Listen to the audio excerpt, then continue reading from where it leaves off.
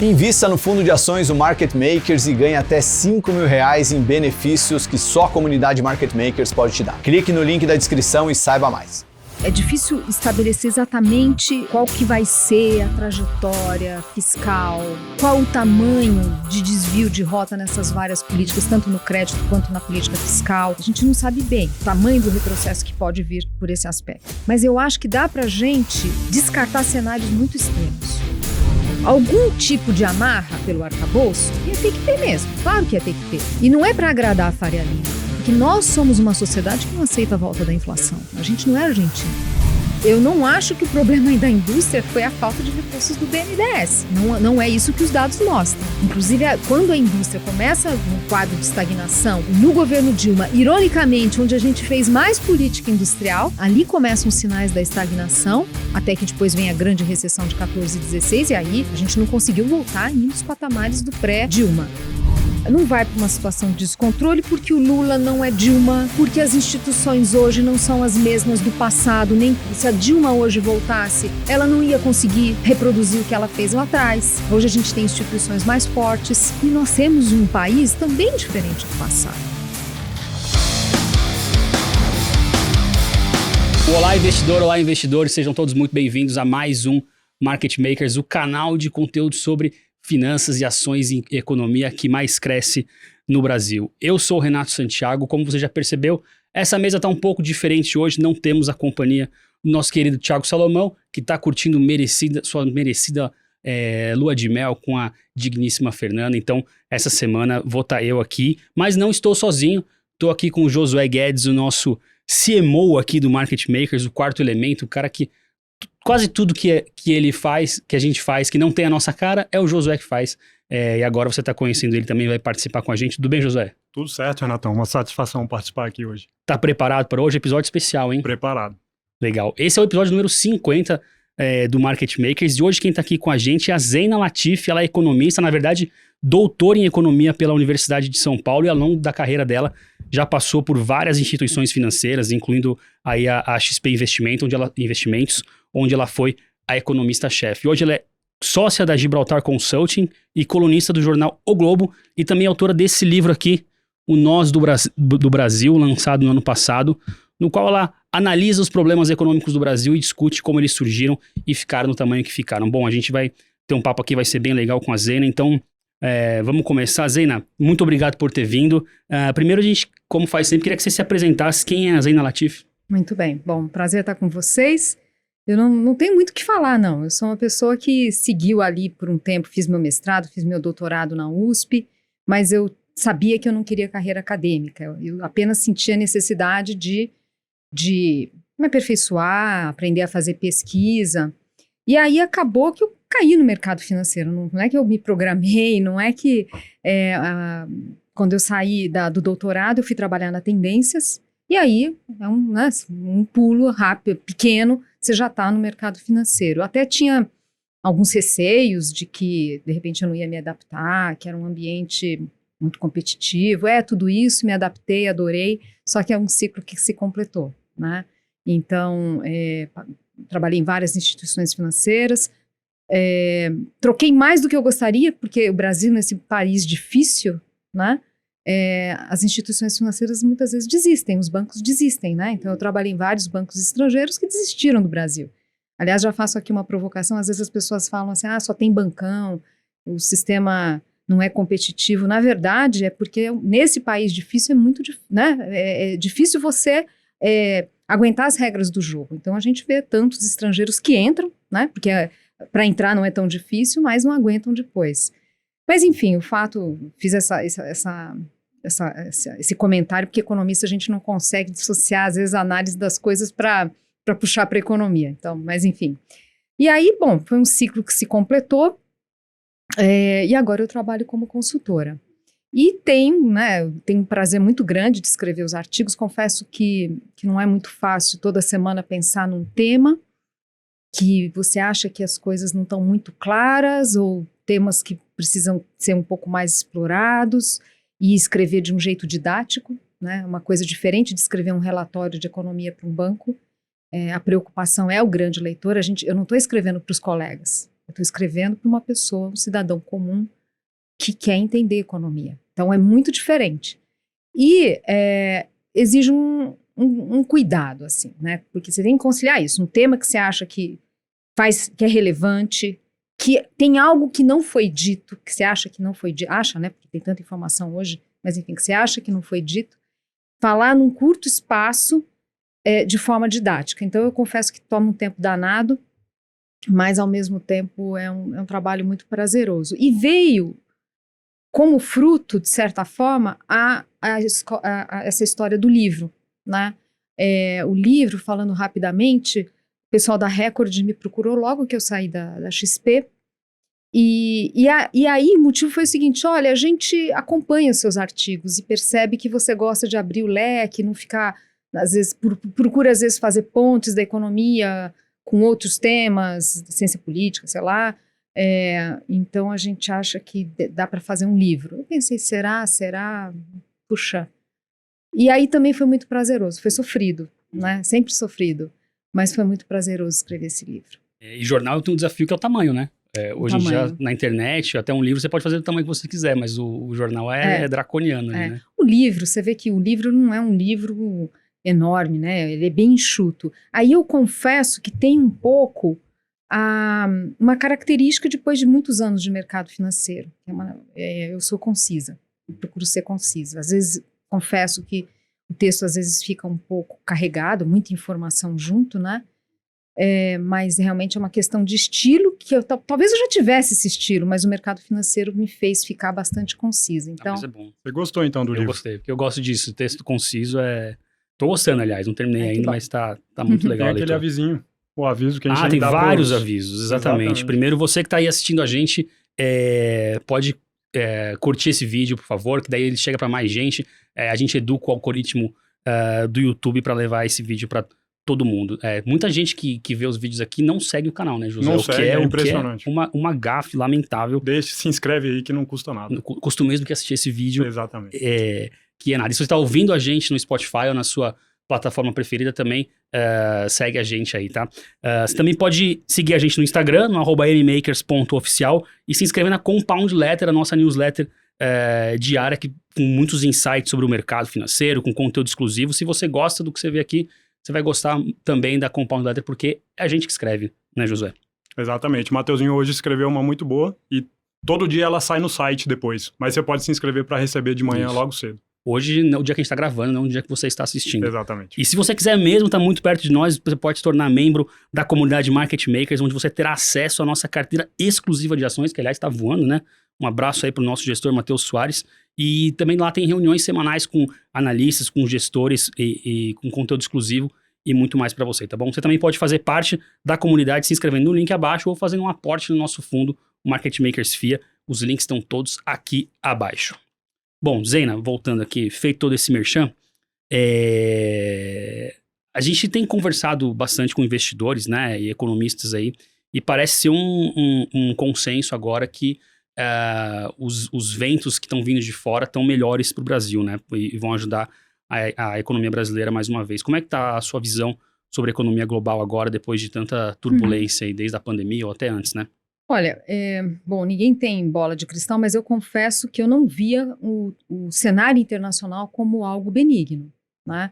Claro que a gente não está falando um quadro como aquele do início, né, deste século, a primeira década, porque lá atrás a gente teve a China entrando no OMC no final de 2001, comércio mundial crescendo a um ritmo de 7, 8% ao ano, isso levando os emergentes, ciclo de commodities. Eu me lembro, bom, sou uma senhora, eu estava já na estrada, eu lembro de falar para os clientes, olha, a gente está vendo uma coisa aqui que é um ciclo excepcional da economia mundial, né? Quanto tempo vai durar? Não sei, né? Mas não está com cara que é coisa de um ou outro ano. Eu lembro até na época, trabalhos do Rogoff, Kenneth Rogoff, que ele falava, não sei se era do Kenneth Rogoff, mas enfim, era, provavelmente, mas enfim, não tenho certeza. Mas que era assim, quando você olha o comportamento do PIB mundial, ele é marcado por ciclos, né? Tem várias discussões econômicas do porquê que tem esse comportamento cíclico, não vem ao caso entrar aqui, mas aí a ideia era assim, olha, tem uns ciclos aí de uns 7 anos, uma coisa assim, daí intercalado ou por uma desaceleração forte ou recessões, enfim. Então, na época, eu me pautava por isso. Eu falava, olha, se o passado, ele diz algo sobre o futuro, temos aí alguns bons anos desse ciclo excepcional. Excepcional significa que também era único, né? Então, a gente não vai repetir aquilo que a gente viveu lá atrás. Mas no balanço geral, é um quadro favorável para um país como o Brasil, né? Se a gente for pensar, quando começou toda a preocupação com guerra na Ucrânia e depois a materialização disso e tal, o que a gente percebia lá de fora? Olha, o Brasil não cresce, né? Ou a América Latina não cresce, mas está longe do conflito, né? De repente dá uma olhadinha lá. A gente sabe que, do ponto de vista de alocação, todo mundo muito leve, né, nesses países, Brasil, enfim, não é que estavam posições já crowded, né, já muito posicionamento.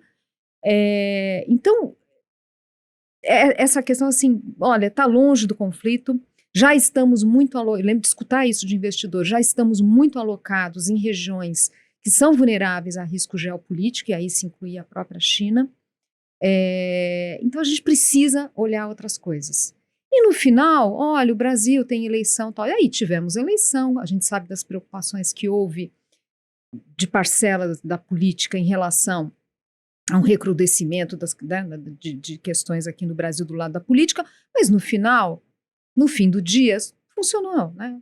Então, assim, eu acho que soma-se a isso essa renovação da política sem maiores traumas. Eu não estou minimizando o que aconteceu em janeiro, mas assim, sem maiores traumas, uma transição e que ao mesmo tempo faz o mundo voltar a prestar atenção em países que têm ativos ambientais, que é uma coisa que eu acho que tem muito mais para ser explorado no mercado de capitais, enfim, acho que tem um caminho que a gente precisava trilhar. Mas enfim, tudo isso para dizer que esse quadro geral, que é um crescimento mundial mais morno em relação a um passado lá de trás, talvez com ganhos de produtividade não tão elevados, porque afinal, quando a gente fala em produtividade, quer dizer, é possível que a agenda verde, no primeiro momento, signifique custos mais elevados e, portanto, pressão e alguma redução de produtividade? É possível.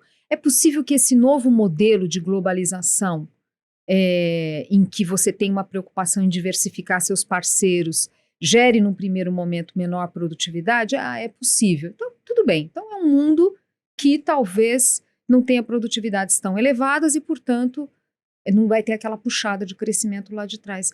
Mas a gente vê uma resiliência muito grande do comércio, né? Na questão da inflação, de fato, a inflação foi fruto, em grande medida, dos excessos durante a pandemia, mas as engrenagens da economia estão funcionando aqui no mundo. Os bancos centrais sobem juros, passou também a questão do conflito, né, da tensão que o conflito gerava em preços de commodities. O conflito está lá, mas essa tensão, né, não mais. Quer dizer, o fato é que as políticas monetárias estão funcionando. Não é que não está funcionando. Você tem um instrumento que havia uma discussão, será depois de tantos anos, será que vai funcionar? Aí vem discussão de curva de Phillips flat, desculpa abusar aqui na parte técnica. Olha, está funcionando, né? A gente vê os sinais de desaceleração em mercados, pegando os Estados Unidos, por exemplo, mercados mais sensíveis aos juros e à inflação também tendo, ainda que mais lentamente, uma dinâmica mais favorável. Então, você olha tudo, você fala, tá bom, é um mundo mais complexo? Uma pessoa que está na linha de frente no mercado financeiro tem que olhar uma quantidade de variáveis enorme, se bem que sempre foi assim, mas enfim, é um mundo mais complexo, é uma geopolítica muito mais difícil, mas não é um cenário negativo. E tampouco para países emergentes, né? Quando a gente vê os eventos de crédito lá fora, muito delimitado, não é novidade, né? Eu me lembro, assim, essa discussão entre os economistas nos últimos anos é assim, olha, de novo a gente está fazendo estímulos muito fortes, será que vai valer a máxima do Warren Buffett quando a maré baixa, a gente vê quem nasce pelado, quem está nadando pelado? Mas teve maiores consequências? Por uma série de razões, não. Então, não é um cenário negativo. né? Então, eu pessoalmente, quando eu vi essas coisas, porque juros nos Estados Unidos, porque a inflação, tudo muito catastrofista, eu achava um pouquinho destemperado, para ser sincera. Claro, podia estar totalmente errada, porque, de novo, ninguém tem bola de cristal, mas eu não vi elementos para esse pessimismo. Mas, assim, quais que são os elementos que tornam esse novo momento favorável, né? Porque a gente teve aquele ciclo de commodities que foi muito favorável para o Brasil e pode ser que ele não se repita daquela forma como você disse. Favorável como aquele ciclo econômico mundial foi. Hoje a gente tem um comércio mundial, um crescimento muito mais modesto, né? Que já vinha, na verdade, o comércio mundial, vale um parênteses aqui, foi uma dinâmica assim, a gente teve uma puxada muito forte até a crise global de 2008-2009, e aí era China e tal. Aí aquela crise foi uma crise séria, né? Que é você tira o crédito dos mercados, né? Inclusive para trading, né? Inclusive para o comércio. Quando volta com o mundo mais desenvolvido, muito abalado, volta com um ritmo de comércio mais modesto e já não tinha aqueles ganhos da China ter entrado na economia, na OMC. Quando a gente olha o comportamento do comércio mundial um pouco antes ali da pandemia, era um quadro de estagnação. Não era ruim, mas era praticamente andando de lado.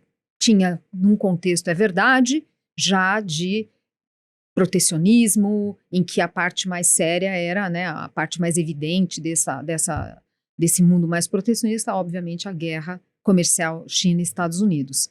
Quando vem a pandemia, foi um período muito breve mesmo, estou falando de poucos meses, em que a gente teve o comércio sentindo. Depois, com tantos estímulos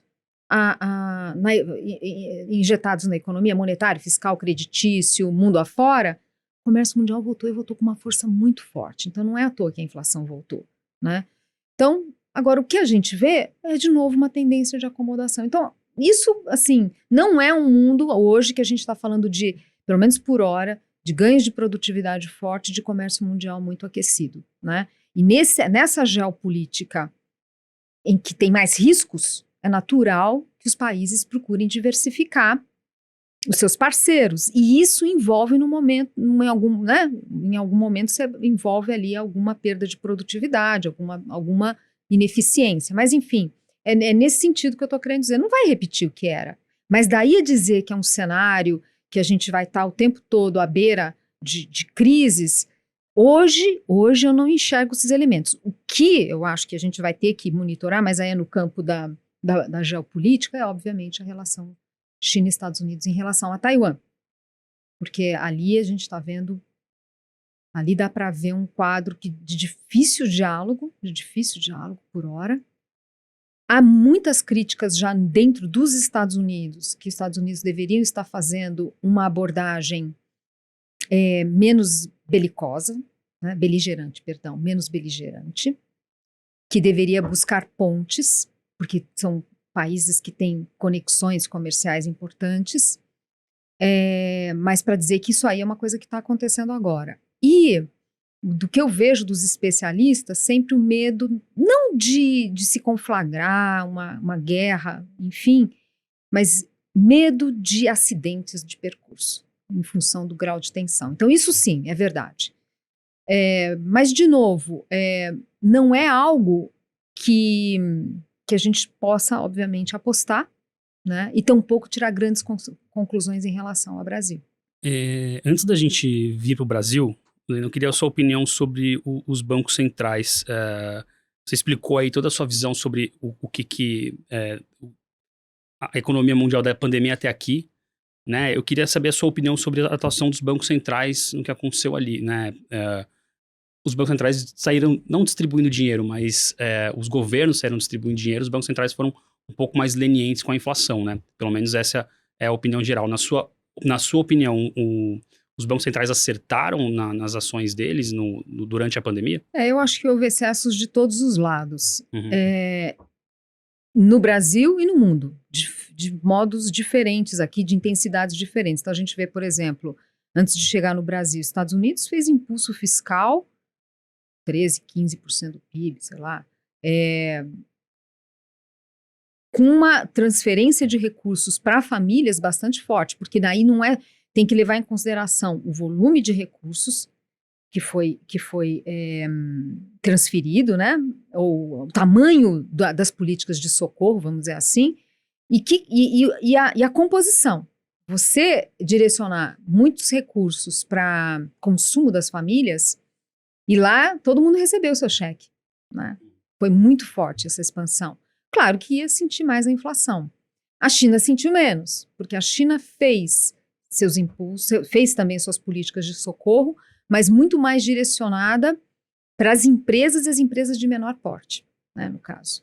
Então, tem consequências diferentes na inflação. Pessoalmente, lá atrás, eu achei que era excessivo. Lá fora e no Brasil. Né? Então, uma preocupação que eu tive durante a pandemia era assim, olha, falava-se muito assim, agora tem que fazer e depois ver. Faz o impulso, corta juros, juro zero, depois vê. Eu fico muito preocupada com esse tipo, fico muito preocupada com esse tipo de coisa. Porque no final, o que a gente teve? A gente teve má alocação de recursos, né? Que um ponto que para mim era importante na pandemia era o seguinte, cuida das pessoas, cuida da saúde, porque se você cuidar da saúde, faz o que tiver que fazer, e tem folga fiscal, porque a regra do teto permitia isso, faz uma boa gestão dessas políticas junto aos entes subnacionais, porque quanto melhor você cuidar das pessoas, né, da saúde das pessoas, menor vai ser o impacto na economia. Menos tempo você vai fazer de isolamento, você pode fazer isolamento menos, né, mais flexível, enfim. E, obviamente, menor a necessidade de socorro depois do ponto de vista financeiro. Você não ia precisar de um Auxílio Brasil, por exemplo, tão forte. Então, essa era uma discussão. Me incomodava a inversão.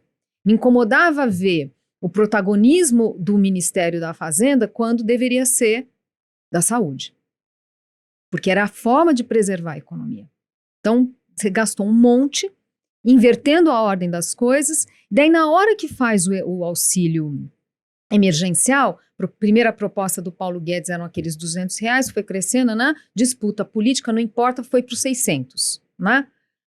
Eu pensei, bom, não sei, parece muito isso daí, considerando a renda das pessoas no Brasil e considerando que o padrão de consumo, ele se reduziu muito. Nós somos uma sociedade que tem um dispêndio razoável na parte de serviços, né? Aqui fazendo um parênteses, assim, quando a gente pega, esse é um ponto do Samuel Pessoa, você pega, assim, culturas orientais, por exemplo, China, as pessoas não saem para comer fora.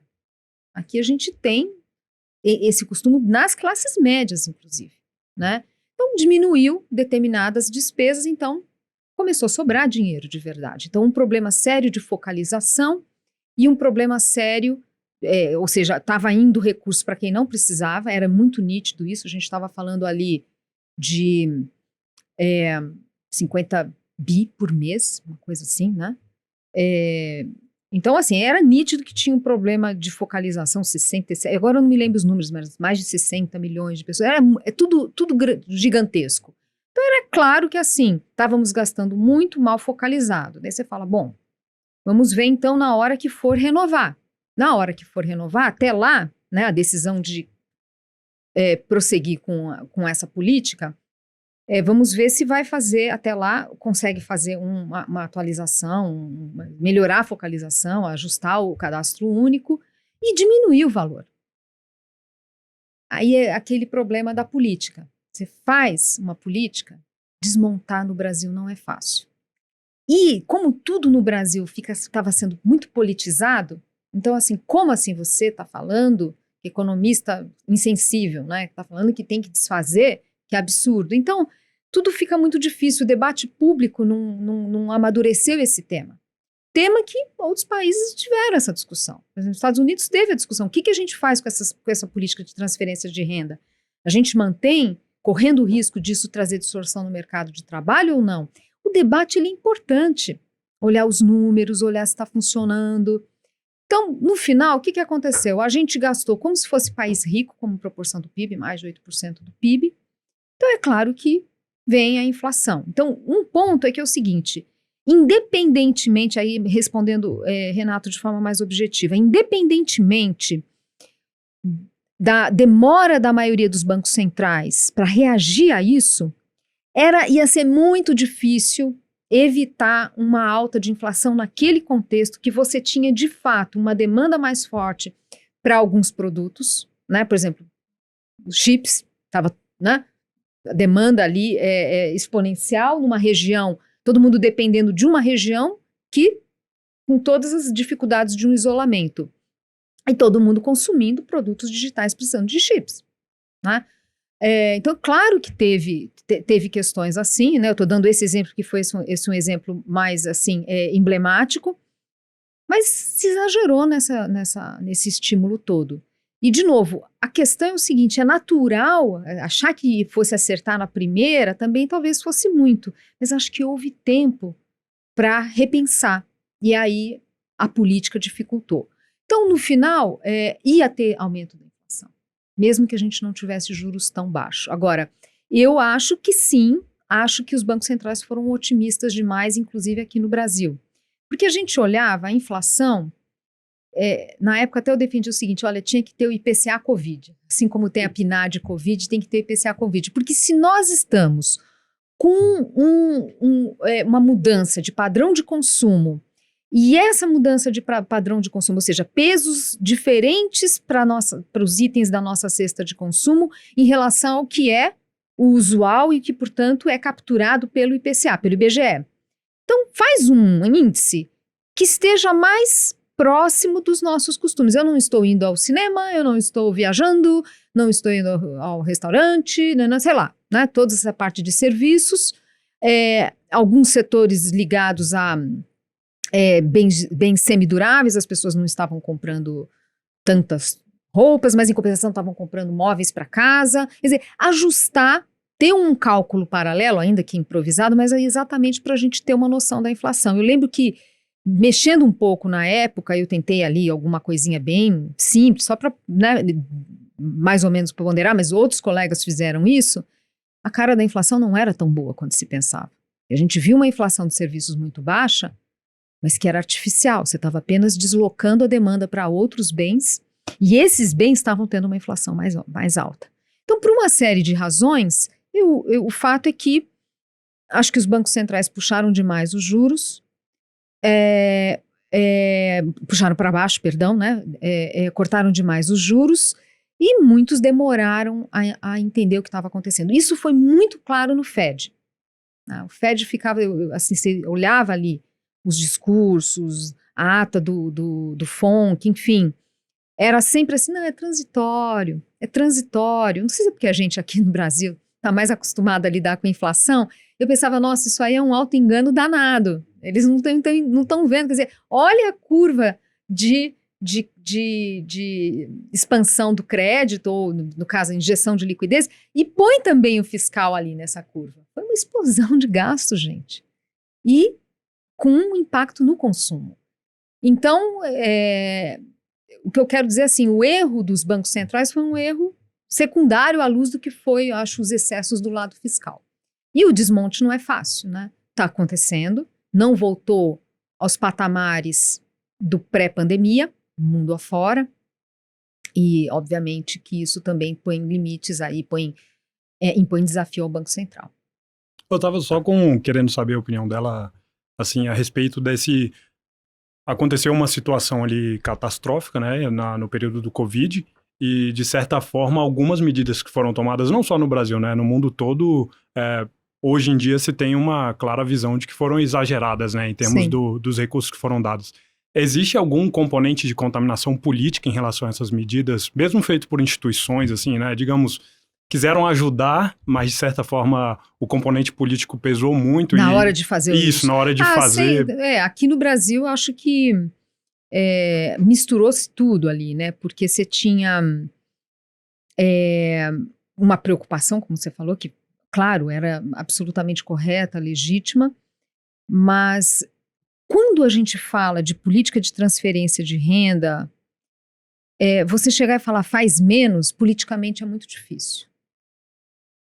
É muito difícil. Você vai apanhar, né? E então, sim, a política sempre ela vai permear.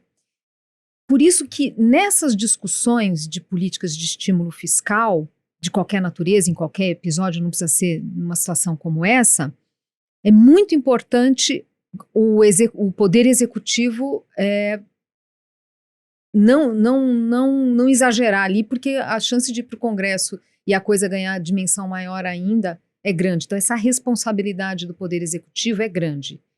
E a gente tem no Brasil um desenho, aí eu estou falando independentemente da pandemia, porque de fato lá havia essa liberdade para esse aumento de gastos previsto na regra do teto, mas que é o seguinte, quando você pensa nas punições, nas regras, né, fiscais e punições que você pode ter porque você não está atendendo a essas restrições, quem paga o pato é o executivo. Não é nem o legislativo nem o Supremo, né, o judiciário. Então, quando o judiciário vai lá e cria um novo direito, quando uma nova política pública é criada, um novo, enfim, pelo Congresso, no final quem vai pagar a conta do risco de você não atender às regras fiscais é o executivo. Claro que agora vamos ver com a coisa do arcabouço fiscal, do novo arcabouço, essa equação muda um pouco. Mas esse é um problema. Então, como é difícil você não atender a demandas da sociedade, que às vezes não é mesmo para atender, né? Porque não é uma boa política pública, porque não tem recursos para isso, é o executivo que tem que liderar esse processo. Fazer populismo quando não é você que faz o orçamento fica um pouco mais fácil, né? Zeina, já que você citou o arcabouço, vamos vir um pouco mais pro presente, então. A gente está aí já com 6 meses, né, de governo Lula, um pouco mais.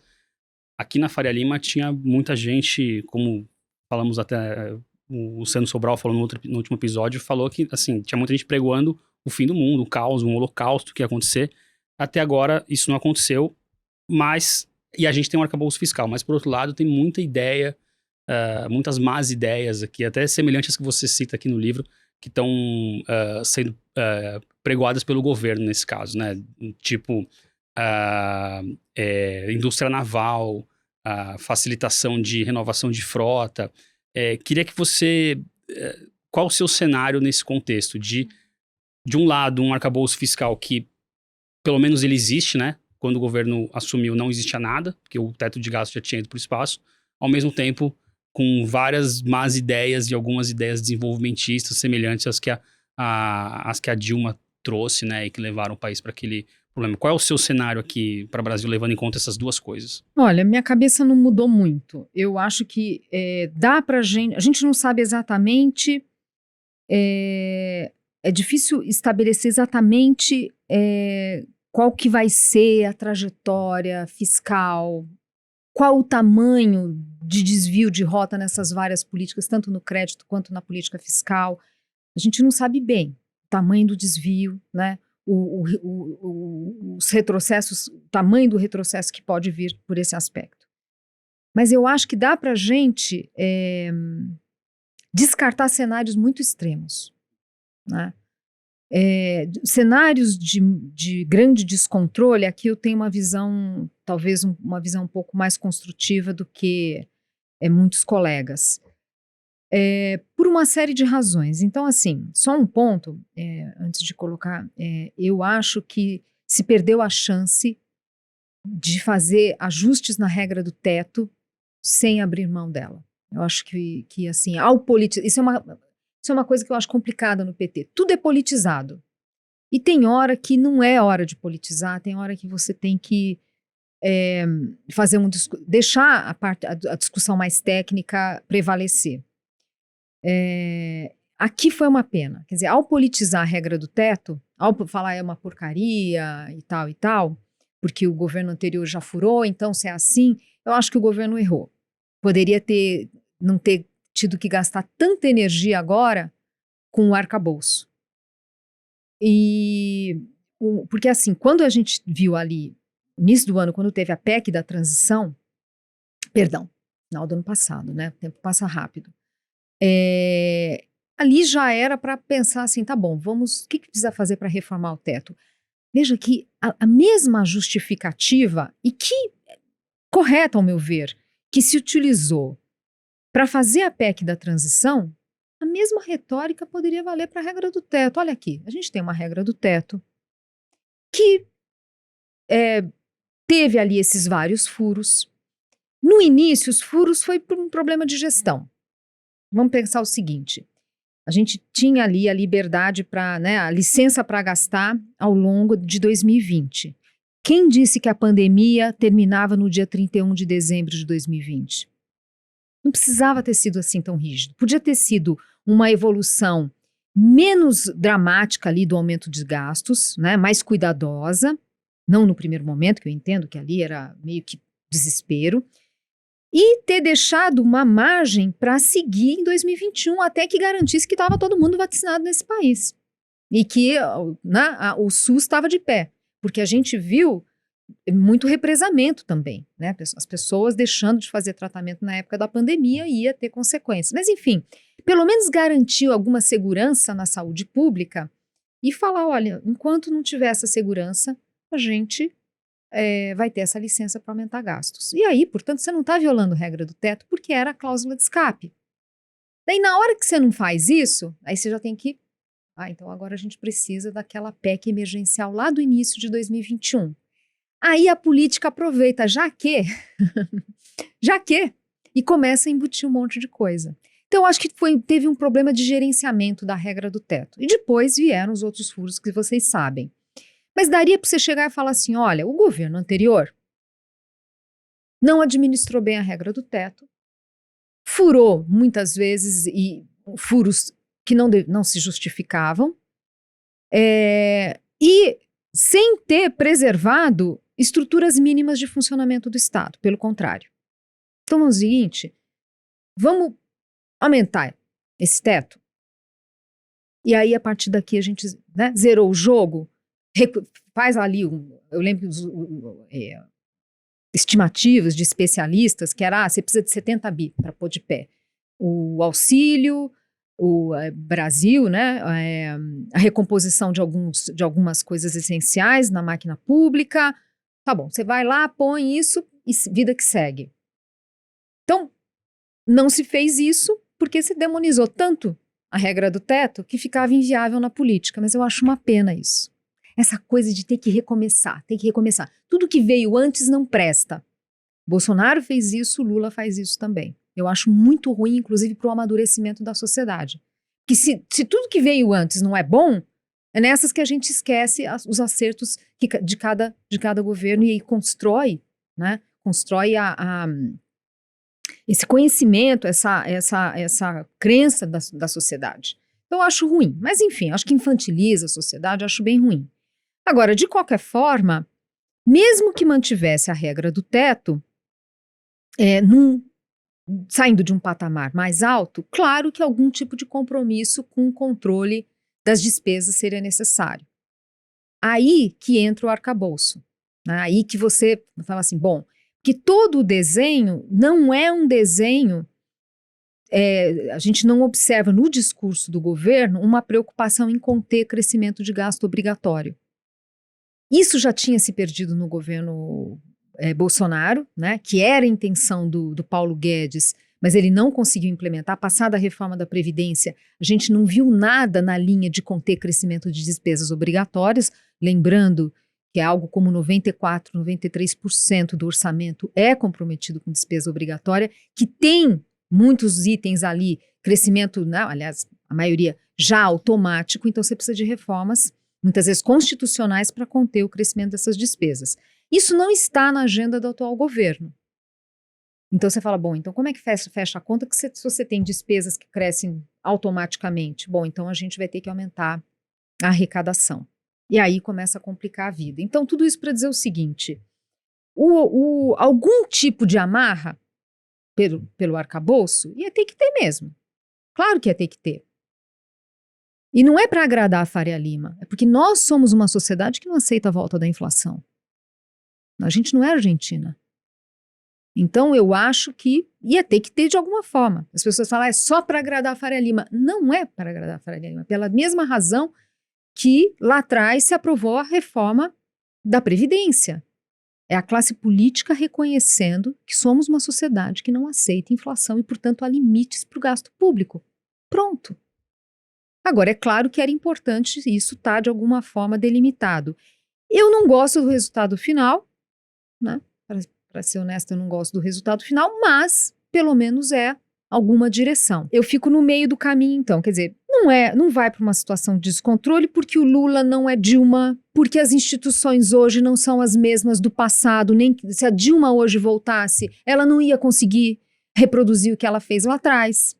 Hoje a gente tem instituições mais fortes, que estão monitorando muito mais excessos, e nós temos um país também diferente do passado, né? Depois de impeachment, depois de pessoas na rua querendo melhor qualidade de serviço público e mais do que isso, um anseio da sociedade, de parcelas da sociedade para um Estado que funciona melhor, que a gente traduz nessas agendas mais liberalizantes, o fato é que o Congresso também não é mais o mesmo.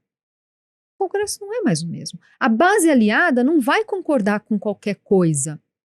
A oposição é mais organizada do que no passado.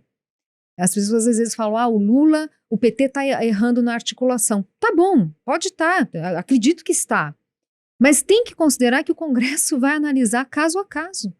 Tem coisa que não se trata apenas de fazer articulação política, porque são compromissos já com parcela da sociedade, são reformas que já foram feitas no passado e não tem volta. Acho que o exemplo mais emblemático foi o posicionamento tanto do Arthur Lira como do Rodrigo Pacheco em relação à questão da autonomia do Banco Central. O Lula jogou essa ideia, vamos repensar a reação dos dois, e vamos lembrar que são aliados. Não, olha, isso a gente não vai mexer. Então, temos um país mais maduro. Pode ser, é verdade, que deixa a desejar em muitos pontos, e a gente tem uma evolução muito aquém do que gostaríamos, do que seria necessário para o país ter uma volta mais rápida, uma volta do crescimento. Mas hoje nós somos um país mais maduro do que há 10 anos atrás, do que 20 anos atrás. Então tem limite para fazer grandes retrocessos. A sociedade reage, né? Os diferentes segmentos da economia reagem, e isso reverbera na política. Então eu não tenho um olhar assim, assim, independentemente dos sustos que a gente leva às vezes com falas de ministros, com falas do Lula. Por outro lado, eu falo assim, olha, tem limite até onde pode puxar essa corda. Qual que é a minha preocupação? Tudo bem, não vai para quadros extremos de descontrole, mas fica insistindo em erros e perdendo oportunidades, e aí é a cara do Brasil. É a cara do Brasil. A gente podia ser mais ambicioso. Podíamos ter sido mais ambiciosos no governo Bolsonaro, não fomos. Podíamos ser mais ambiciosos agora também. Daí você perde oportunidades. Então, nessa discussão, né, de cenário internacional,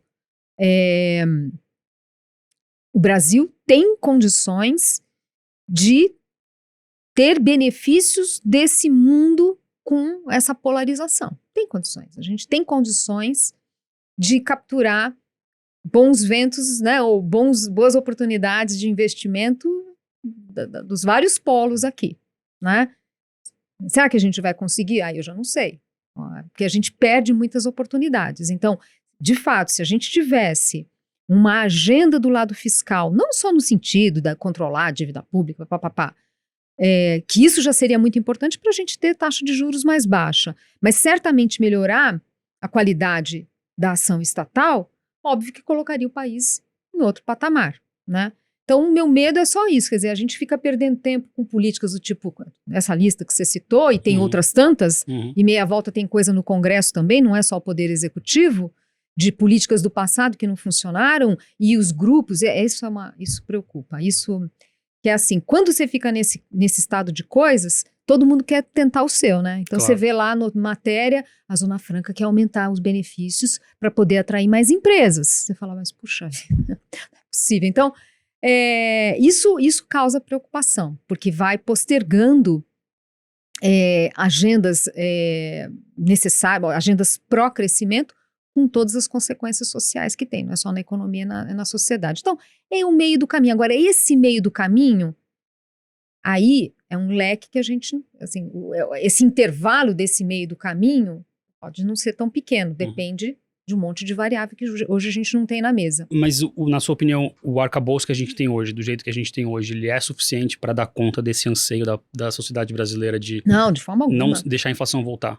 Não, eu acho assim, o risco que a gente corre é de ter aliás, eu acho que esse risco que está nos preços, que está no Boletim Focus, é um ambiente macroeconômico pior. Os juros vão ser mais altos. Então vamos pensar assim, passagem do governo Temer para o Bolsonaro, Selic de 6,5%. Pois é, talvez a gente não volte a ver tão cedo, porque você tem um governo que fez uma escolha por um modelo de regime fiscal que não considera, pelo menos não agora, não discute políticas para conter o crescimento de gastos. É muito mais em cima da arrecadação, e a arrecadação não vai conseguir entregar tudo o que gostaria, e a gente sabe que ajustes fiscais em cima de aumento de arrecadação não são qualitativamente tão bons, ainda que possam ser, né, o ministro sempre fala, não é aumento da carga tributária, estou apenas corrigindo distorções, mais ou menos. Tem temas polêmicos, o Supremo aparentemente vai ajudar, mas tem temas polêmicos, traz insegurança jurídica, traz insegurança para o setor produtivo para investir. Você fala, eu não sei qual vai ser a carga tributária, né?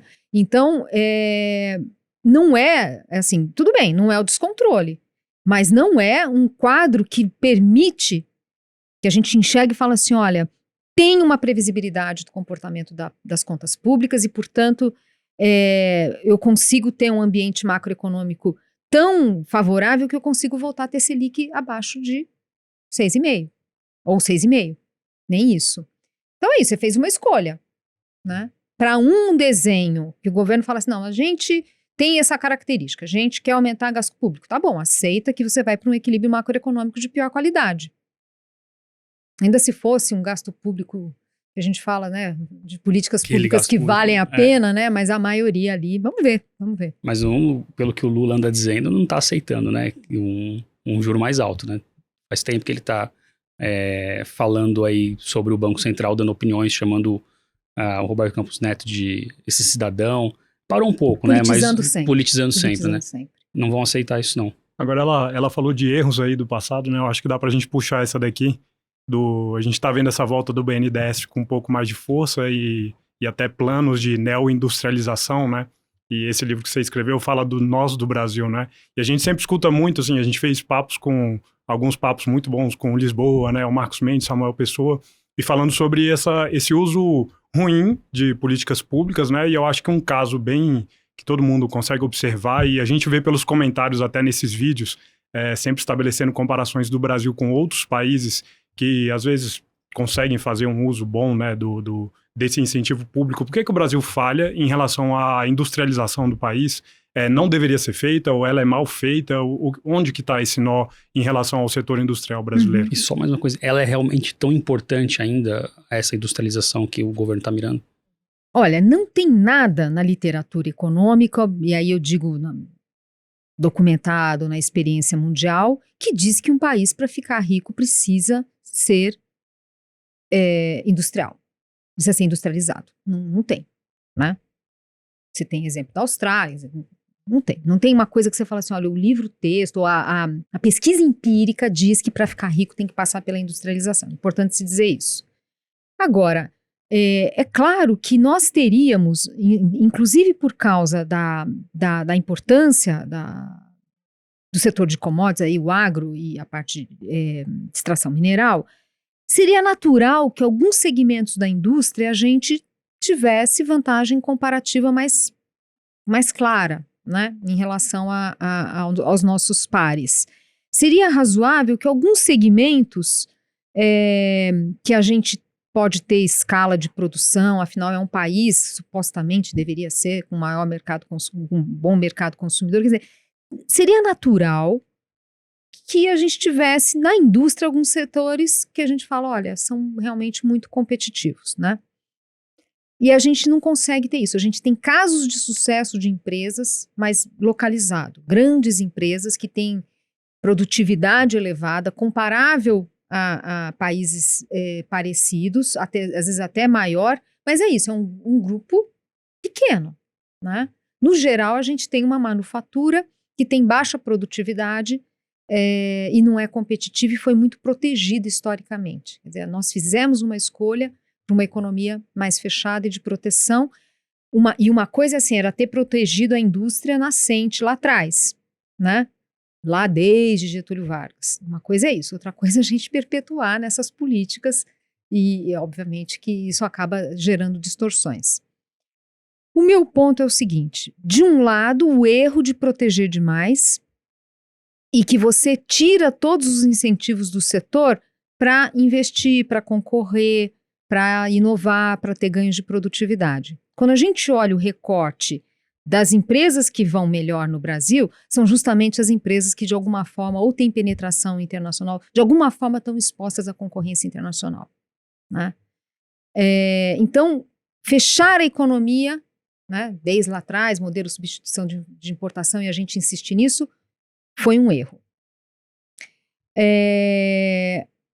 A outra coisa é todo o desenho que a gente acabou tendo no país, que resultou em baixa qualidade da mão de obra, em regras tributárias muito complexas, em regras do jogo, né? A gente tem marcos jurídicos no Brasil muito complexos, trazem insegurança jurídica, daí isso atrapalha investimentos, investimento em infraestrutura, tudo aquilo que acaba compondo o chamado custo Brasil. Qual é o setor que mais sofre isso? As consequências desse custo Brasil, dessa falta de mão de obra qualificada, é a indústria. É a indústria. Carga tributária mais elevada, porque você tem ainda uma estrutura tributária que é muito cumulativa e acaba penalizando as cadeias. Então, eu falei, a gente é produtor de commodity. Você vai avançando na cadeia, aí vai perdendo competitividade, porque você está exposto ao custo Brasil. Então, veja, a minha avaliação é que hoje, nessa confusão toda que a gente está, e que essa acumulatividade, né, a gente nem sabe bem onde a gente poderia ter maiores vantagens comparativas. Nem sabe. Não sei. Né? Gerou um monte de distorção,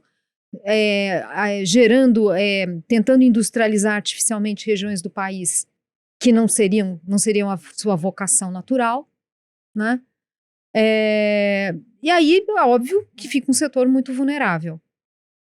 Então, eu entendo o seguinte, eu não acho que, eu acho que considerando as dimensões do país, os nossos desafios, eu acho importante ter uma indústria forte, o que não significa insistir nessas políticas. Acho que a ideia é muito mais de remover né, fazer reformas horizontais para remover essas dificuldades todas, para melhorar o ambiente de negócios e certamente a preocupação com o capital humano, porque aí a indústria seria naturalmente mais beneficiada, né? Então, assim, achar que o nosso problema assim, é uma questão de diagnóstico. Eu não acho que o problema da indústria foi a falta de recursos do BNDES. Não é isso que os dados mostram. Inclusive, quando a indústria começa num quadro de estagnação, no governo Dilma, ironicamente, onde a gente fez mais política industrial, ali começam os sinais da estagnação, até que depois vem a grande recessão de 14 e 16, e aí a gente não conseguiu voltar ainda os patamares do pré-Dilma. Ali foi desindustrialização na veia mesmo, por nossos erros, e não faltou política de incentivo, não faltou BNDES, não faltou política de incentivo. O mundo a gente descolou. Falar em desindustrialização, para mim, foi o governo Dilma. Até então, a indústria estava crescendo em linha com o mundo. É que no mundo a indústria encolhe como proporção do PIB, porque cada vez mais a gente está consumindo coisas sofisticadas que estão embutidas serviços. Não sei se era dado projeção do Banco Mundial, agora eu não me lembro, que a expectativa para os próximos anos é que quando você olhar o cômputo geral do comércio entre os países, 70% vai ser serviços, calculando pelo valor agregado, né? Então, Não é o produto industrial, mas você abrir que quer manufatura e que quer serviço embutido. Então, assim, no mundo todo a indústria, como proporção do PIB, ela sofre. No Brasil, sofre mais, mas ficou claro que foi no governo Dilma e não faltou política industrial. Então, tem que cuidar do ambiente macroeconômico para dar essa visibilidade, mas realmente tem um erro muito sério nessas políticas públicas. Na minha avaliação, reforça o apelo ali para a reforma tributária, que a indústria seria um setor que só o fato de você reduzir a complexidade da estrutura tributária já traria ganhos importantes para o setor. Então, respondendo a sua pergunta, assim, não precisa da indústria, mas no Brasil, eu acho que dada a dimensão da nossa economia, a indústria tem um papel muito importante, mas não é com política industrial tradicional que a gente vai chegar, porque a gente já testou essa fórmula e não é isso. Nós temos um problema muito mais sério, né, que não é juros, não é o câmbio, não é falta de crédito, mas esse difícil país que é tão difícil você fazer investimento, que você inviabiliza muitos segmentos da indústria. Né? Então, acho que tem que inverter. Então, na hora que a gente fala, não, agora o BNDES vai emprestar para a indústria e vai aumentar a produção industrial, eu acho um diagnóstico equivocado. Acho uma recomendação de política pública em cima de um diagnóstico equivocado. Só lembrando, quando a indústria começa a ter o seu declínio, a gente viu as consultas no BNDES despencarem. Não é que o BNDES resolveu não emprestar, que tinha uma tremenda demanda e aí o BNDES falou, não vou emprestar. Não foi isso. A própria demanda da indústria caiu. Então, eu acho que esse diagnóstico tem que ser reavaliado. Uma coisa é você ter um banco de desenvolvimento que vai atuar em segmentos em que o apetite do setor privado é menor, por exemplo, né, eventualmente coisas ligadas à inovação, transição energética e tal, que de repente o setor privado sozinho não dá conta. Agora, eu acho tudo precisa estar junto com o setor privado. O BNDES, ele decidindo essa alocação de recursos sozinho e tentar, entre aspas, artificialmente desenvolver alguns setores, realmente eu acho que é um caminho equivocado. A diferença é só que eu acho que não volta ao que foi no passado. Né? Tem limites para o quanto vão fazer. Você citou sobre o governo Dilma, né, que a indústria brasileira ficou para trás ali. Uhum. Mas foi por causa das políticas industriais que se adotou ali? Foi um conjunto, né? Porque assim, o governo Dilma foram erros do lado macroeconômico e do lado micro, vamos dizer assim, do intervencionismo estatal. Do lado macro, é o nosso arroz com feijão, é aquilo que a gente enxerga muito mais claramente, o descontrole das contas públicas. Lá a gente pode falar em descontrole das contas públicas. Só não ficava mais escancarado porque era cheio de contabilidade criativa. Pedalada daqui, contas embaixo da linha ali, né? Então, mas era descontrole aquilo. Eu não tenho outra palavra. Aí não tem jeito. Caiu no colo do Banco Central. Selic 14,25. Caiu no colo do Banco Central, com toda a discussão que a gente viu na época, que quem levantou na época essa hipótese era o Thiago Berriel, depois o professor Pastore, que era a ideia de que, olha, talvez a gente caminhe para uma dominância fiscal. Eu, pessoalmente, acho que a gente estava caminhando, não estava lá. Não tem razão. Dominância fiscal é aquele processo que não adianta o Banco Central fazer nada. O fiscal está tão governo, comprometido isso. E a perda de confiança das pessoas é tão grande em relação à dívida pública que você começa a ter um aumento da inflação que o Banco Central não consegue controlar. Então, você aumenta a taxa de juros e a inflação deprime a demanda, mas isso não se traduz em queda da inflação, porque você está tendo pressão no câmbio, em preços de ativos, enfim. Por quê? Porque você tem uma desconfiança em relação à solvência do governo. É uma patologia que o Brasil já viu, já tivemos problema hiperinflacionário ou mega inflacionário no passado, não seria novidade, mas o fato é que eu acho que a gente estava já com sinais bem, bem esquisitos. Quando foi levantada essa hipótese, eu falei, puxa, temos que levar a sério esse negócio. Aí veio o impeachment, como esse conceito de dominância fiscal passa pelo canal das expectativas, passa pela confiança. Na minha leitura, o processo de impeachment, as discussões que começavam a surgir de processo de impeachment, e aí foi ganhando corpo, evitou isso. Porque daí você gerou a perspectiva de correção de rumos. Aliás, isso aqui é um ponto importante que da questão do arcabouço, e respondendo um ponto da sua pergunta, que é o seguinte, acho que vale a pena esse complemento.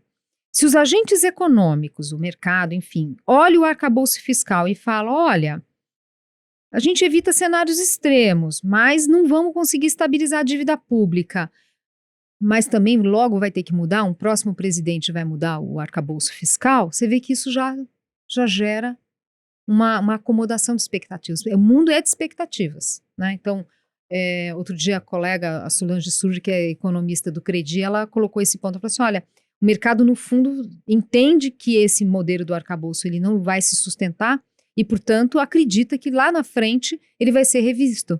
Então imagina, quer dizer, isso compõe no fundo a crença do mercado de que, olha, nós somos um país que não aceita descontrole inflacionário, que tem limites para aumento da carga tributária e alguma arrumação vai ter. Mas o qual? Não sei, mas alguma vai ter.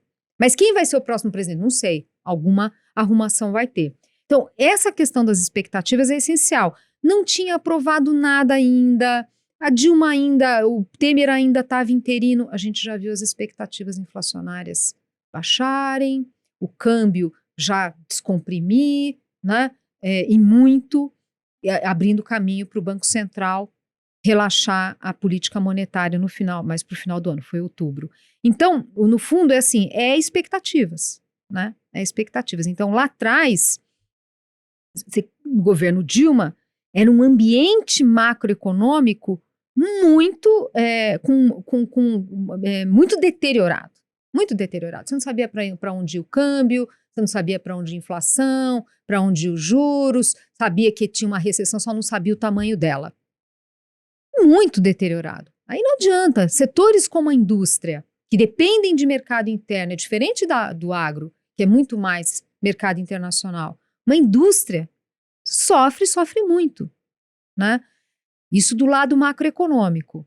Do lado microeconômico, as várias intervenções que foram feitas. E acho que o exemplo mais emblemático foi aquele MP 579 do setor elétrico, que a indústria apoiou, mas que desorganizou o setor, né, de energia. A gente paga as consequências disso até hoje. Se desestrutura, reduz o investimento do setor. A gente se viu numa situação que tinha medo de racionamento, porque ficou sensível às condições. Se você não faz investimento, você fica muito mais sensível a regime de chuvas, né? Você não fez investimento, né? Fica dependendo da sorte.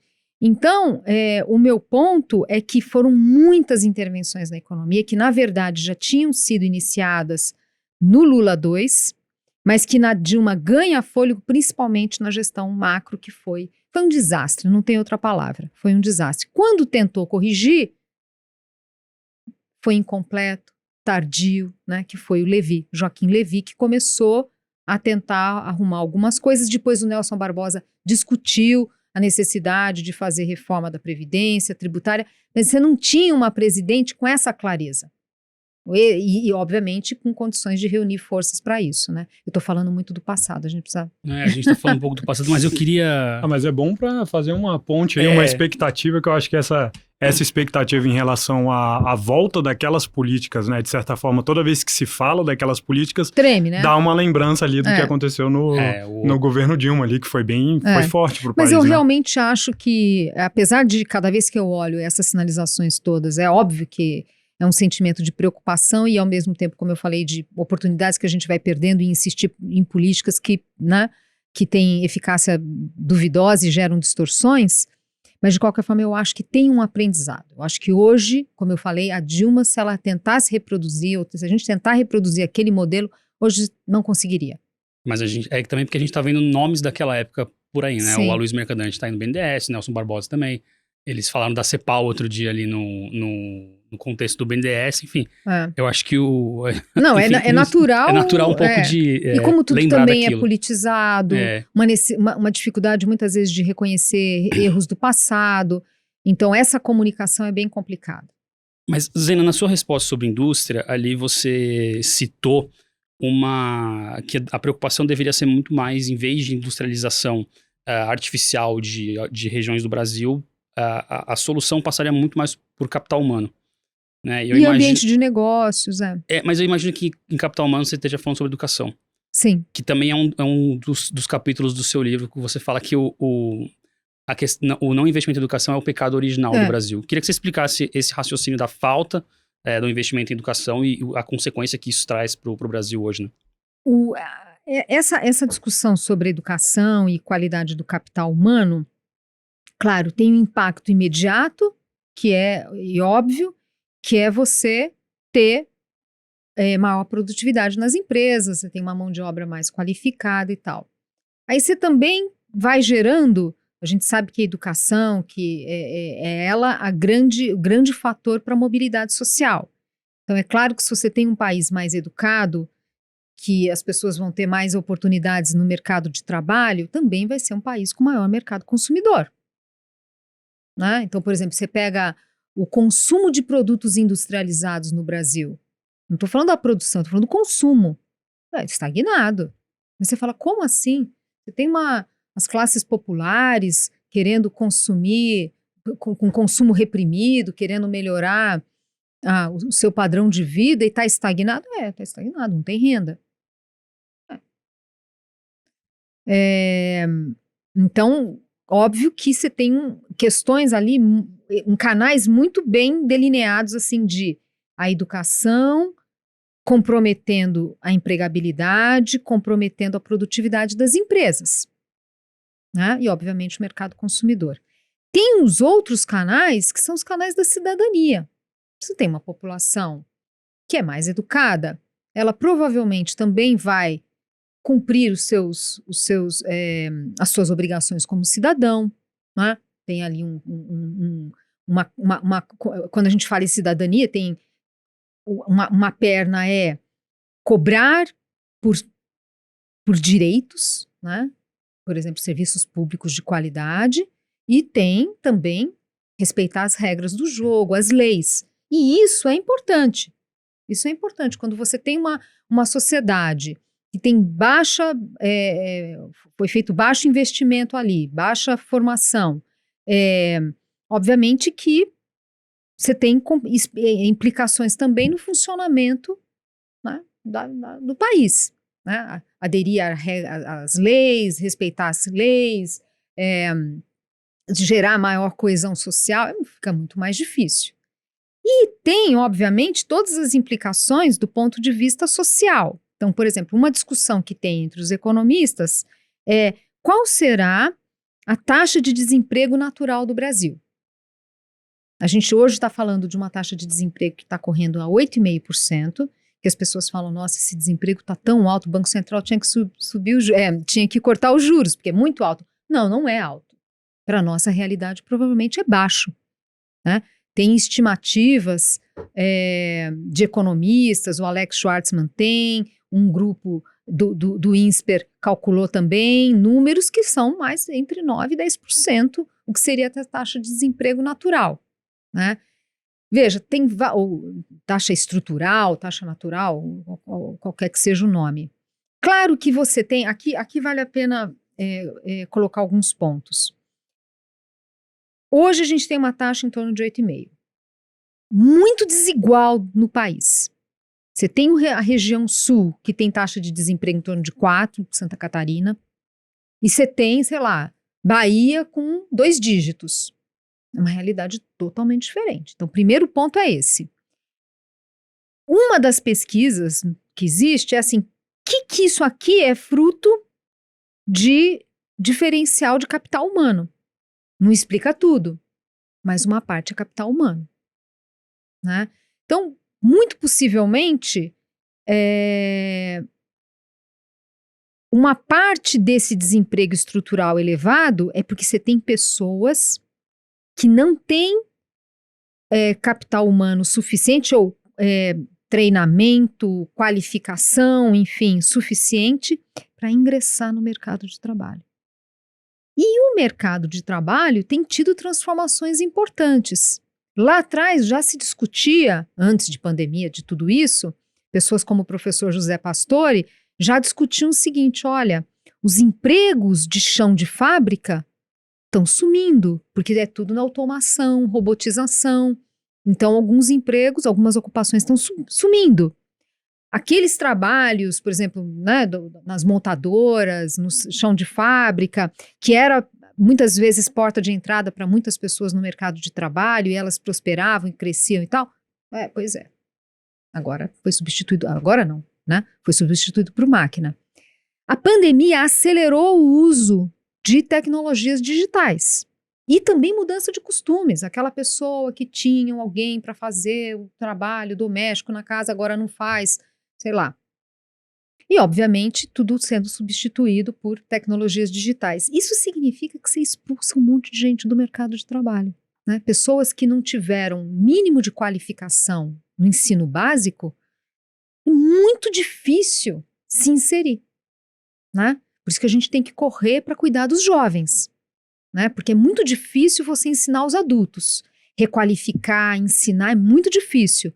A chance que a gente tem é cuidar dos jovens. Por isso a importância agora dessa agenda, que na verdade foi iniciada no governo Temer, paralisada no governo Bolsonaro, que eu espero que o ministro Camilo, ministro da Educação, consiga trazer essa agenda da educação de volta para...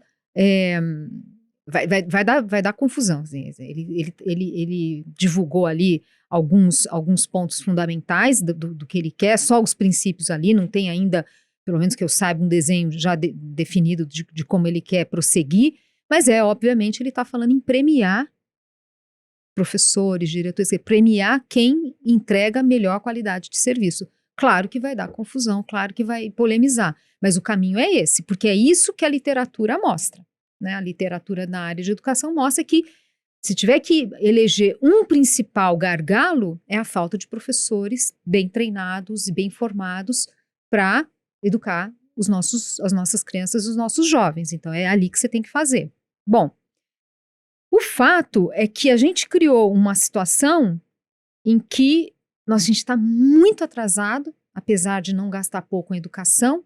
Então, a gente tem uma estrutura, tem um volume de gasto como proporção do PIB, que até é superior ao CDS, já devem ter escutado esse argumento, mas a gente não consegue ter a qualidade da educação. A evasão escolar é altíssima, né? O tempo em sala de aula é mais baixo, a evasão escolar é mais alta em relação a países pares. Daí quem fica na escola, o ensino é de baixa qualidade. Como é que não vai ter impacto no desemprego estrutural? Como é que não vai ter impacto no mercado consumidor? Como é que não vai ter impacto na violência? Né? O professor Naércio do INSPER tem lá as pesquisas, ele e outros, mostrando esse canal da educação com a violência, da educação com outras questões sociais. Então, esse nó, esse é um nó que a gente precisa levar a sério. E aí entra um problemão, que é o seguinte, o usuário de serviço público não são camadas da população com muita pressão política estão crescendo. Mas não é aquilo que é, vamos dizer assim, as classes médias, no sentido da sociologia, é aquele que já tem um padrão de vida, um padrão de consumo de bens duráveis já adequado, e é usuário de serviços públicos, que é o que a gente observa em países desenvolvidos, eles naturalmente exercem uma pressão, né? Tem uma ação coletiva, é o termo da economia, que acaba gerando pressão para melhorar a qualidade da educação. A gente não tem aqui. A gente não tem, essa classe média da sociologia é um grupo pequenininho que nem é usuário de serviço público, né? Então você tem uma imensa parcela da população que não tem essa mesma capacidade de influenciar a agenda pública. Aqui eu sou menos pessimista, porque não tem, mas eu acho que tem aumentado, né? Acho que tem aumentado a participação de grupos que são usuários de serviços públicos e gostariam que o Estado funcionasse melhor e se preocupam sim com a educação. Enfim, acho que tem alguma esperança. O problema no Brasil é as coisas muito lentas, e aí você vai gerando, aí sim é uma preocupação. tudo muito lento vai gerando pontos de difícil correção, o ponto de não retorno. Quando você pega, por exemplo, jovens, o jovem ele quer experimentar, né? O Marcos Lisboa, meu marido sempre fala que o jovem quer experimentar. Essa idade da adolescência é uma idade complicada, portanto. Aí não tem uma formação, uma escola, muito mais fácil cair na criminalidade. A pessoa não enxerga a perspectiva de vida. As moças que engravidam precocemente, porque também não tem isso. Então, às vezes as pessoas falam, ela parou de estudar para engravidar. Geralmente é o contrário. A pessoa está sem perspectiva, né? E aí que afasta ainda mais da escola. Então, temos um problema aqui muito sério e que difícil correção se a gente postergar muito, né? Conforme vai se postergando isso, você vai piorando, obviamente, a capacidade de corrigir. Então, isso me preocupa muito. Mas por que a gente não corrige isso? Porque, assim, sempre quando tem eleição ou em conversa de bar, acho que todo mundo concorda que a solução é a educação. Sempre se fala isso. Por que a gente não consegue desatar isso? Olha, isso passa pela política. Óbvio, né? Minha resposta é meio óbvia, mas eu vou elaborar. Quando a gente pensa num sistema político funcional, é aquele que consegue traduzir as demandas da sociedade para as decisões de política pública, né? Então, hoje a gente tem uma democracia que é muito mais a democracia eleitoral, né? Você vai lá, vota, o que já é grande coisa nesse mundo confuso, com tantas autocracias, com tantos regimes autoritários, já é uma grande coisa. Mas a gente não conseguiu, de fato, ter um sistema político que funciona bem esse caminho da demanda da sociedade se traduzir em desenho de política pública.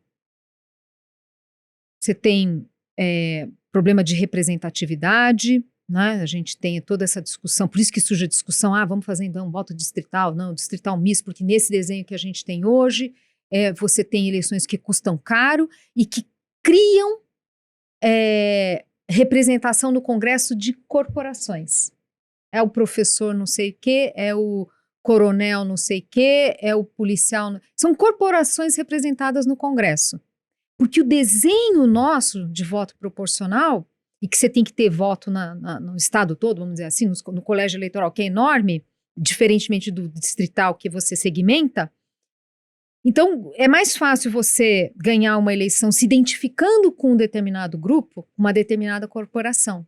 O problema é que daí você tem no Congresso, para além das bancadas, né, que bancada do agro, bancada evangélica, né, enfim, para além das bancadas que também distorcem essa tradução do anseio da sociedade para as decisões do Congresso, você tem esses grupos ali representados. Então, por exemplo, para você perdão, deixa eu dar um passo atrás. Quando a gente viu, por exemplo, as discussões de renovação do Fundeb,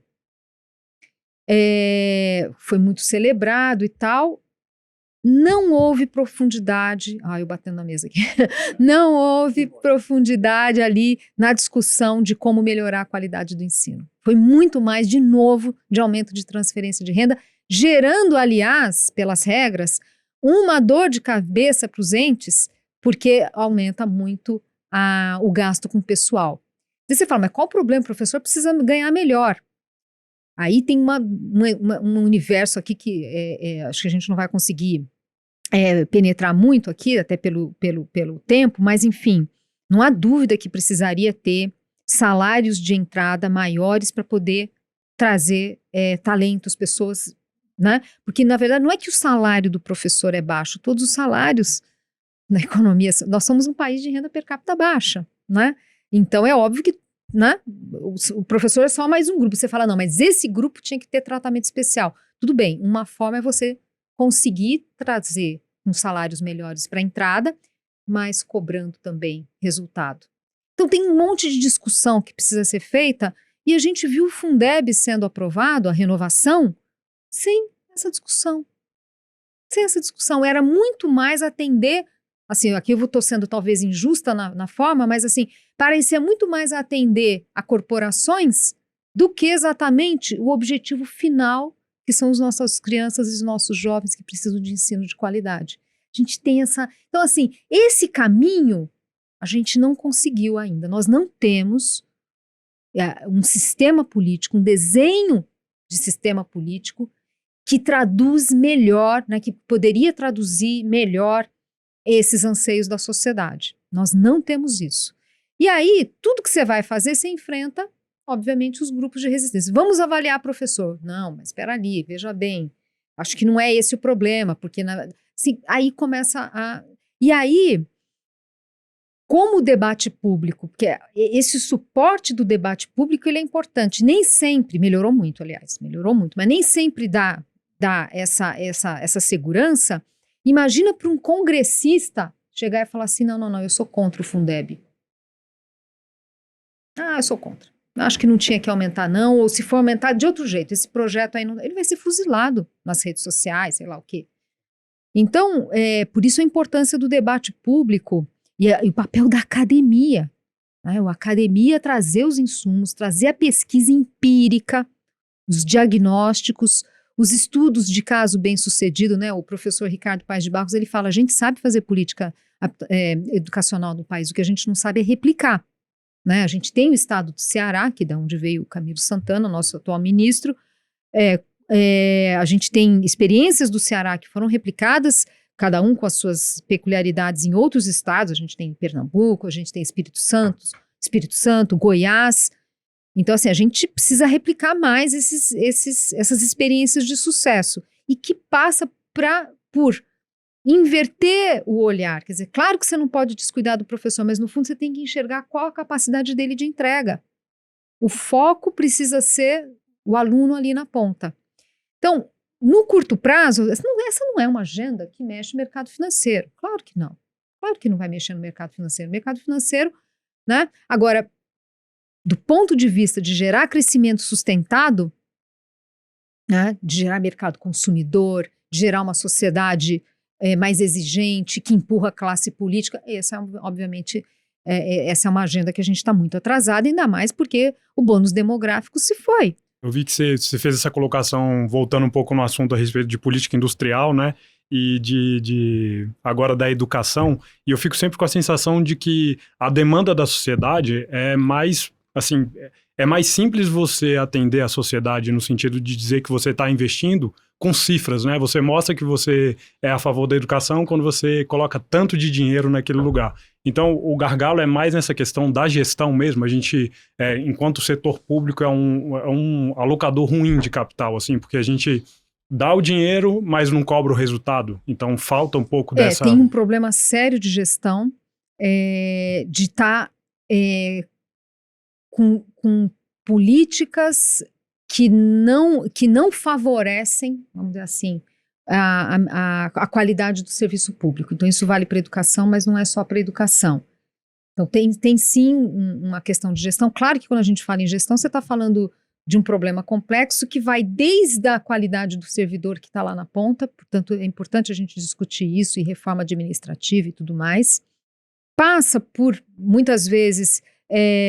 agendas que vão contra interesses de algumas corporações e isso atrapalha, passa por o fato de você não ter parcela da sociedade com capacidade de fazer pressão política, que é usuário do setor público, de serviços públicos, mas sim, a gente está falando no final, nesses vários componentes, tem uma questão básica ali de alocação desses recursos. Para começar, não é só gestão também, né, mas muito gasto em universidade pública, beneficiando uma parcela da população, mesmo com as cotas, isso melhorou, mas enfim, uma parcela da população que não deveria estar recebendo esse benefício, mas eu não tenho dúvida que mesmo aquilo que aliás, isso distingue bem o Brasil, do como a gente aloca entre ensino superior e ensino básico. A gente é um caso diferente da experiência mundial, de países parecidos.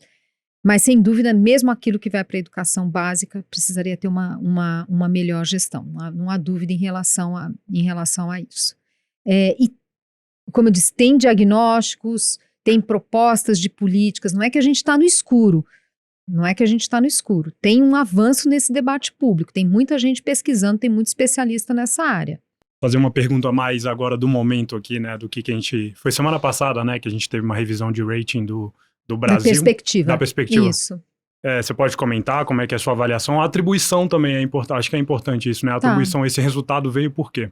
Olha... A gente sabe quem vai comemorar isso, né? Mas sim, não sabe já quem... comemorou, Já né? comemorou. Olha, então, voltando um pouco atrás, eu acho que a S&P foi injusta com o Brasil lá em 2018, quando rebaixou. Era um momento difícil da política, é verdade, mas já vinha numa esteira de algumas reformas e de um avanço de algumas agendas no país. Então, eu achei que eles foram precipitados, né? Foi ali no início de 2018. Então, agora, de alguma forma, é natural que tenha uma reavaliação. Só que aqui, um cuidado que a gente tem que ter, que é o seguinte, eu acho que a variável-chave para essa reavaliação de perspectiva, e que eu espero que em breve se traduza em melhora do rating, que a gente tem tido surpresas com o crescimento econômico. Ele é baixo. A gente está crescendo menos que o mundo, a gente cresce menos que países parecidos. Mas a variável crescimento é a variável mais sensível, assim, né, as agências elas olham um leque enorme e fazem sim julgamentos sobre ambiente político, fazem sim. Mas tem uma variável que é assim, é a prova do pudim, vamos dizer assim, que é aquilo que mostra que você está no caminho certo. Está vindo algum crescimento? O Brasil estagnado, uma grave recessão, ficou totalmente para trás, distou até da América Latina, cresce mais que a América Latina numa perspectiva das últimas décadas. Mas não é que está começando a surpreender? Cada vez a gente vê, eu tenho que admitir, meia volta eu estou com previsão ou visão de que o PIB vai ser muito melhor, muito pior e vem melhor. Mesmo que uma parcela a gente sabe que é o agro, a economia mostra uma resiliência que surpreende. E isso parece fazer sentido a gente associar a retomada de reformas a partir de 2016. Né? Então, eu acho que esse movimento agora não é um julgamento sobre o arcabouço fiscal, mas é um reconhecimento do país que voltou a fazer reforma e que isso lentamente pode estar aumentando o nosso potencial de crescimento.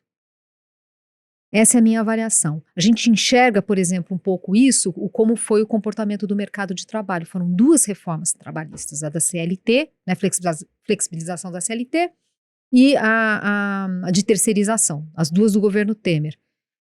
Foi assim, a gente começou a ver nos últimos anos a surpresa em relação à dinâmica do mercado de trabalho.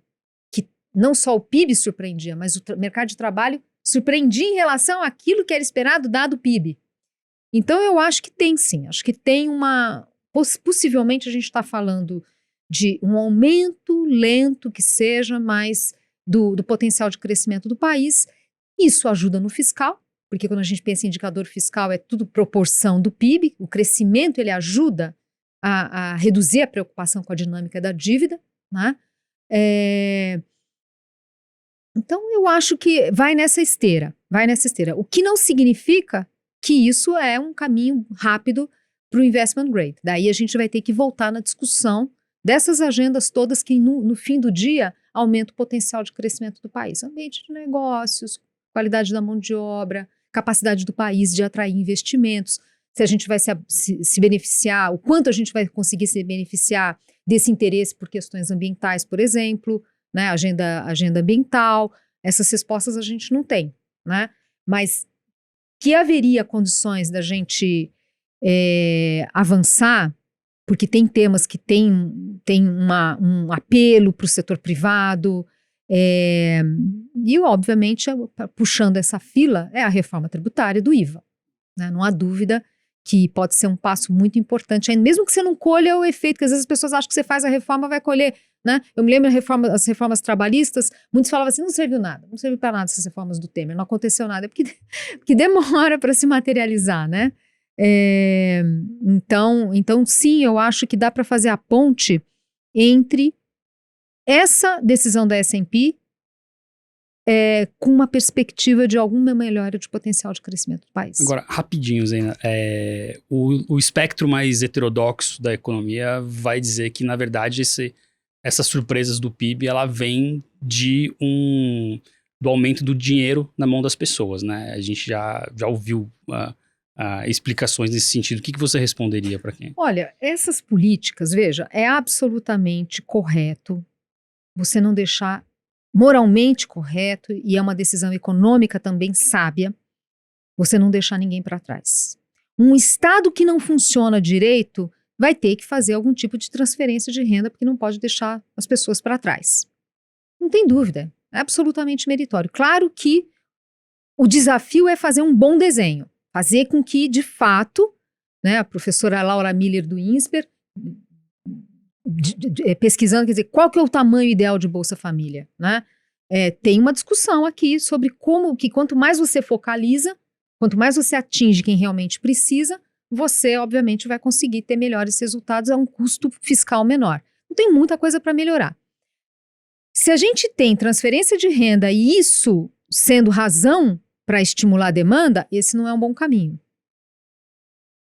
Uma coisa é você não deixar ninguém para trás e garantir vida digna para todos. A outra coisa é você artificialmente estimular uma economia por conta de transferência de renda. Aí você pode até colher frutos no curto prazo. No longo prazo você vai ter juros mais elevados. Então, de novo, são escolhas. Agora, o que eu vejo é que, em que pese que muitas vezes os impulsos fiscais geram alguma sustentação, né, para políticas, para a economia, não é o fator principal, eu acho. Não acho que seja o fator principal. Ela é localizadamente, mas de uma perspectiva maior, não é isso que vai segurar o crescimento de forma sustentada. Esse é o meu ponto, né? Então, acho que é importante separar essas duas coisas. Crescimento sustentado de longo prazo é ganho de produtividade.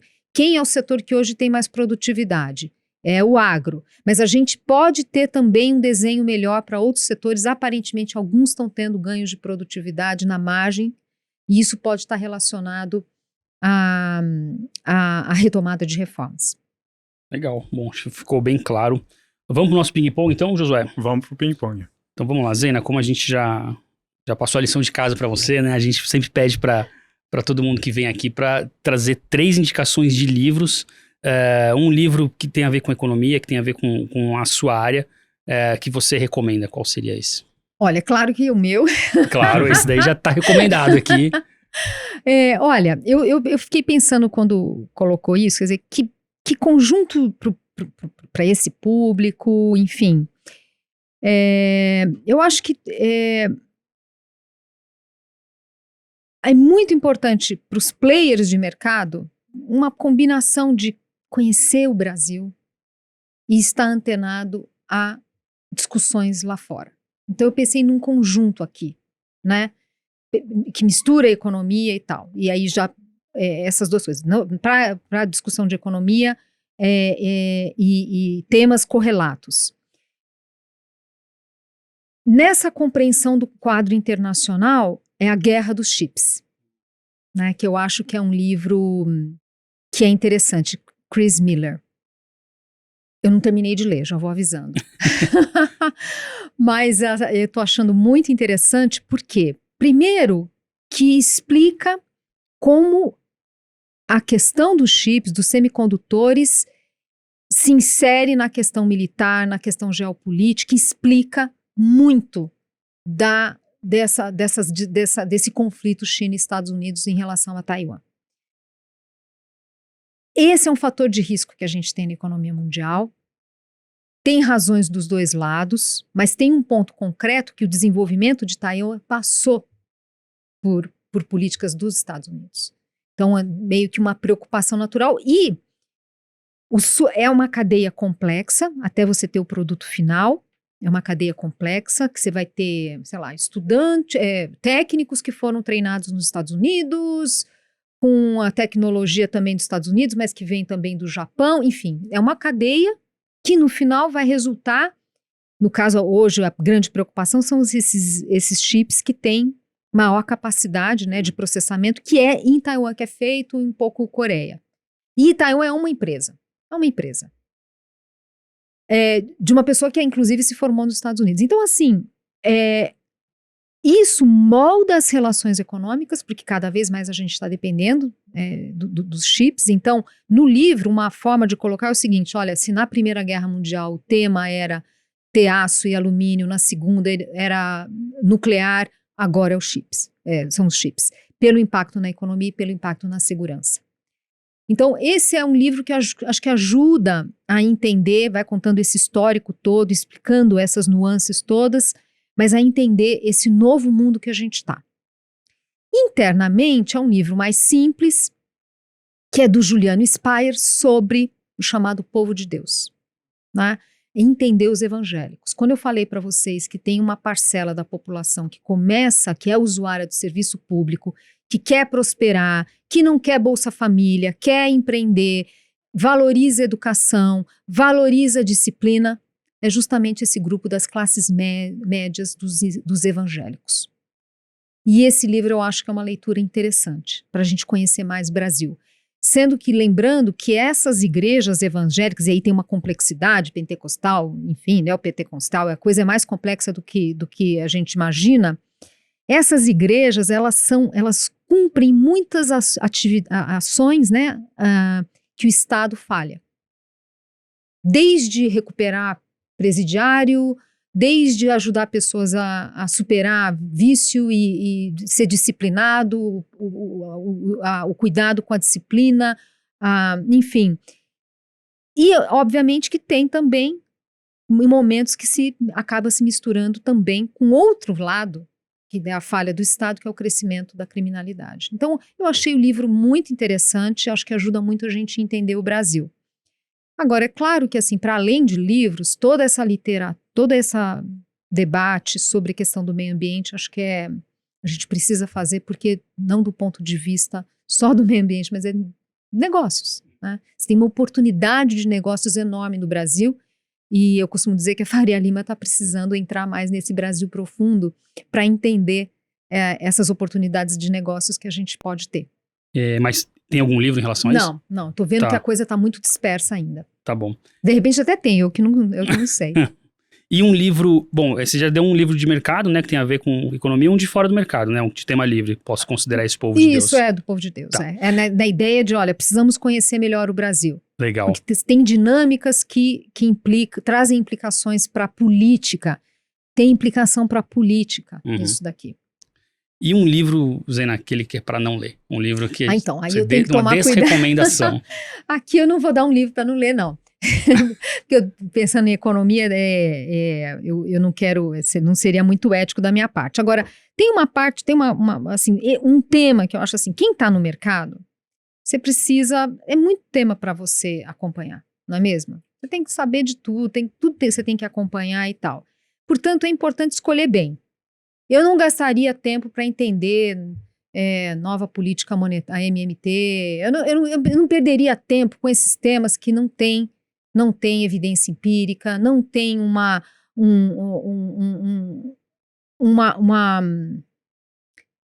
não tem assim um amadurecimento, quer dizer, eu não gastaria tempo com isso. Eu ficaria assim, olha, vamos entender muito mais os estudos econômicos que nos ajudam a entender o Brasil, os desafios do mundo, do Brasil e tal, e não um debate que eu não vejo futuro nesse debate, né? Eu acho que é perda de tempo. Você até perguntou isso para o Marcos, né, quando ele veio aqui. Perguntei. Ele falou que não era teoria, não era monetária e nem moderna. Isso é uma... porque assim, a gente tem que tomar cuidado, né? Gastar energia com coisa que não está... que não tem evidências, não tem... Assim, se lá na frente, se chegar lá na frente, daí você vai lá, se informa, mas hoje tem mais razões para não acreditar e questionar. E, aliás, a gente teve um experimento. Todos esses estímulos monetários e fiscais na pandemia é um experimento que mostrou que tem problemas essa teoria. Legal. Zena, a gente tem um playlist também que a gente... de músicas dos nossos convidados que a gente está montando. Queria saber qual é a sua música e por que você escolheu ela. Então, aqui eu vou ter que contar uma história para vocês. Tem algumas vantagens de você ser mãe, tem várias, né? Uma delas é que o filho vai crescendo e vai atualizando você sobre coisas, né? Então, meu filho tá me trazendo coisas novas que eu tô achando muito interessantes e que acho que casa muito com os desafios do nosso país. Eu já vou explicar. Tem muitos DJs lá fora que estão pegando elementos da nossa música e para fazer house music. e é muito bom. É muito Nossa. bacana. Eu nunca gostei de música techno, eu não sou dessa geração. Meu filho às vezes está ouvindo, assim, é muito interessante. E pegar, né, gente de fora pegando músicas brasileiras, e aqui no caso é uma que eu achei bem interessante, uma música do Edu Lobo, chama Zum Zum, e aí 2 DJs, é um par, que pegou essa música, obviamente, né, como que fala? Remixou. Isso aí. Tá vendo? Eu sou tão... Eu acho que esse é o termo. Eu sei direito, né? Então, assim, eu descobri que tem um universo. Então, o nome desse pessoal, acho que é Polo e Pan. E a música é Zum Zum, e eles pegam o do Edu Lobo, lá atrás, Bossa Nova. Sim. Eu achei fantástico isso, achei fantástico. Que é uma coisa que é um Brasil que a gente precisa resgatar as nossas raízes, a gente precisa valorizar a nossa história, valorizar os nossos talentos e, ao mesmo tempo, se abrir para o mundo. Legal, muito bacana. E a última pergunta do nosso ping-pong é quem você gostaria de ver aqui dando uma entrevista sentada nessa cadeira? Olha, eu vou pegar pessoas fora da economia, que são pessoas que eu gosto de ouvir para poder entender melhor o Brasil, obviamente traçar cenários, porque só o estudo ali dos modelos econômicos ali, eu acho que não consegue dar as respostas todas para entender a dinâmica da sociedade, impacto na política e, obviamente, no cenário econômico. Então, Maurício Moura, do Ideia Big Data, e a Esther Solano. São 2 pessoas que eu gosto muito de ouvir, que me ajudam a compreender melhor o Brasil. Legal. Bom, completa a lista aqui. Não temos tempo para mais nada, Josué. Tá perfeito. Acho que ficou muito bom. Legal, ficou muito bom. Também gostei muito. Zeina, muito obrigado por ter vindo. Foi um prazer te receber aqui. Espero que você tenha gostado. Eu gostei muito, eu que agradeço. Valeu. Muito obrigado, Zeina. Josué, um prazer recebê-lo aqui. Satisfação. Primeiro que a gente fez junto, hein? É a primeira dobradinha de muitas. E você que está aí assistindo a gente, muito obrigado por acompanhar o Market Makers. Não esqueça de se inscrever no canal. Se você está vendo a gente pelo YouTube, de deixar o seu joinha para educar o algoritmo. E se você está vendo a gente, ouvindo a gente no Spotify ou em qualquer plataforma de podcast, também segue o Market Makers. E não deixa de conhecer a nossa comunidade, o link está aqui abaixo. Foi um prazer fazer mais um episódio número 50. 50. É o 50º Market Makers. A gente se vê na próxima. Um abraço, tchau, tchau. O Market Makers é um podcast no qual convidados debatem sobre teses de investimentos e macroeconomia. As teses e assuntos debatidos têm como objetivo único fomentar a educação financeira por meio do compartilhamento de opiniões e experiências de especialistas da área. Por isso, não devem ser encarados como recomendação de investimentos aos seus ouvintes. Para receber recomendações oficiais dos nossos analistas, acesse a comunidade Market Makers, que é o canal onde disponibilizamos relatórios de análise e nossa carteira recomendada de ações. Clica no link que está na descrição desse episódio para saber como participar.